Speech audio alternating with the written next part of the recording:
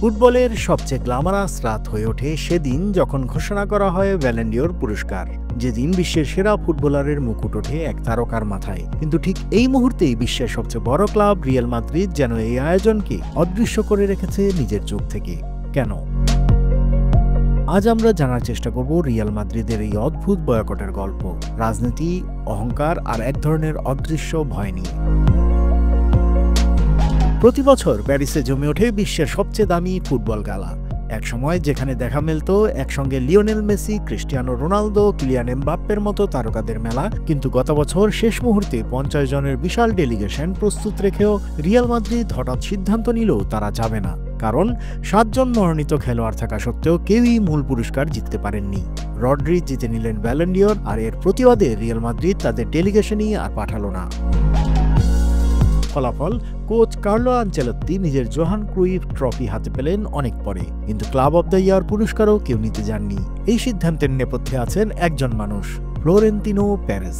2000 সাল থেকে 2 দফায় ক্লাবের প্রেসিডেন্ট, আর এখন 78 বছরের এই কর্পোরেট জাদুকর গড়ে তুলেছেন এমন এক সাম্রাজ্য যেখানে শেষ সিদ্ধান্ত কেবল তিনিই নেন। ক্লাবের ভেতরের সূত্র গণমাধ্যমকে বরাবরই বলে আসছে, ফ্লোরেন্তিনো নিয়ন্ত্রণ করেন সবকিছু, ফুটবল, কমিউনিকেশন, ব্যবসা সহ সবকিছুই। অনেকে বলেন পেরেজের মনের ভেতর এক ধরনের আমরা বনাম বাকিরা মানসিকতা কাজ করে। তার বিশ্বাস অর্ধেক স্পেন মাদ্রিদকে ভালোবাসে আর বাকিরা এন্টি মাদ্রিদিস্তা। 2021 সালের এপ্রিলে ভেঙে যায় পেরেজের স্বপ্নের প্রজেক্ট ইউরোপিয়ান সুপার লিগ, আর সেই থেকেই তার চোখে উয়েফা আর সংস্থাটির প্রেসিডেন্ট চেভরিন একেবারে শত্রু। মাদ্রিদ শিবিরের ধারণা, সুপার লিগের জন্য শাস্তি দিতেই উয়েফা গোপনভাবে প্রভাব খাটিয়েছে ব্যালন ডি'র ভোটে।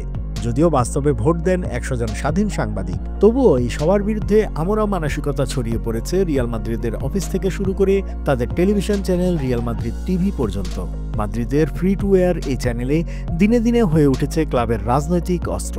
রেফারিদের ভুল নিয়ে ধারাবাহিক ভিডিও, বার্সেলোনার প্রেসিডেন্ট লাপোর্তার বিরুদ্ধে তোপ, এসব যেন রুটিন।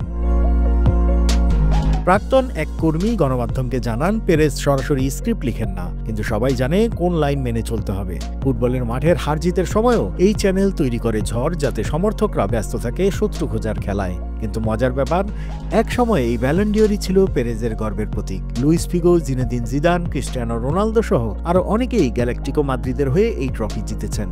2017 সালে পেরেজ তো মজা করে বলেছিলেন প্রেসিডেন্টদের জন্য একটা ব্যালন ডি'র দেওয়া উচিত। আজ সে পেরেজের মাদ্রিদই যেন এই পুরস্কারকে অস্বীকার করছে। হ্যাঁ, পেরেজের সময়ই মাদ্রিদ জিতেছে 37টি বড় শিরোপা, আর ক্লাবের রাজস্ব বেড়ে দাঁড়িয়েছে প্রায় 1.2 বিলিয়ন ইউরোতে। মাঠের সাফল্য অস্বীকার করার উপায় নেই, কিন্তু এই চিরস্থায়ী যুদ্ধের নীতি বাইরে তৈরি করছে নেতিবাচক ভাবমূর্তি। খেলোয়াড়, কোচ, স্টাফ সবাইকে বয়ে বেড়াতে হচ্ছে এক ধরনের প্যারানয়া।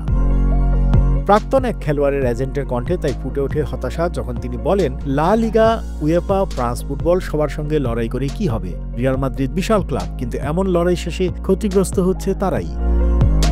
ব্যালন ডি'র রাত আরও আসবে যেখানে সেরা ফুটবলাররা উঠে আসে আলোয়, কিন্তু পেরেজের সিদ্ধান্ত মতো চলতে থাকলে এক সময় হয়তোবা বার্নাবুর ছায়া থেকে যাবে খানিকটা অন্ধকারে ঢাকা এক অদৃশ্য যুদ্ধের গল্পে, যেখানে গৌরব আর গর্বের মাঝখানে রাজনীতি আর প্যারানয়া লিখে দিচ্ছে রিয়াল মাদ্রিদের নতুন অধ্যায়। আপনার কি মনে হয়, রিয়াল মাদ্রিদের এমন সিদ্ধান্ত ফুটবলের জন্য ভালো কিছু? মতামত জানাতে পারেন কমেন্টে। ফুটবলের সব আপডেট, বিশ্লেষণ ও ইনসাইট নিউজ পেতে সাবস্ক্রাইব করুন বাংলা ফ্লো ইউটিউব চ্যানেল। একই সঙ্গে লাইক, কমেন্ট করে সংযুক্ত থাকুন বাংলা ফ্লো ফেসবুক, ইনস্টাগ্রাম ও টিকটকেও।